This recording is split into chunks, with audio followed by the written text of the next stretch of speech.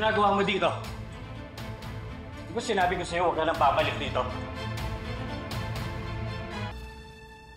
Di ba sinabi ko na sa'yo huwag ka nang magpapakita dito? Bakit, Dado? Anong kinakatakot mo? At anong tinatago mo? Wala akong tinatago. Masama kang tao at wala kang lugar sa buhay namin mag-ama.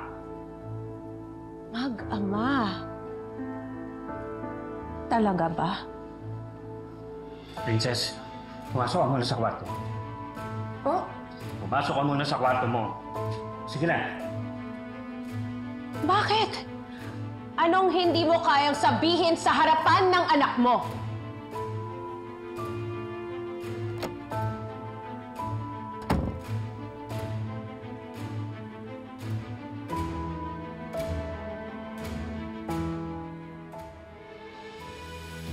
Magsasabi ka na ba ng totoo? Sinabi ko na sa'yo lahat ng gusto mo malaman.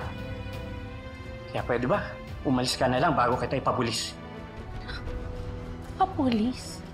Sino ako? Bakit? Anong ginagawa ko? Hinahanap ko lang yung nawawala kong anak! Tahimik ka! Huwag mo kong lolokohin, Dado. Huwag ako! Sinungaling ka! Alam kong hindi mo binigay si baby girl sa social welfare. Hindi ko alam ang sinasabi mo. Huwag mong i-deny, Dado! Saan mo tinala si baby girl? Nasaan ang anak ko? Hindi ko alam kung saan nanggagaling ang impormasyon mo eh.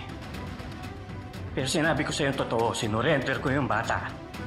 Kung hindi mo mahanap yung anak mo, huwag akong harasin mo at huwag mo tatama yung anak ko. Alam kong may tinatago ka. Alam ko, nararamdaman ko. Parati akong tama.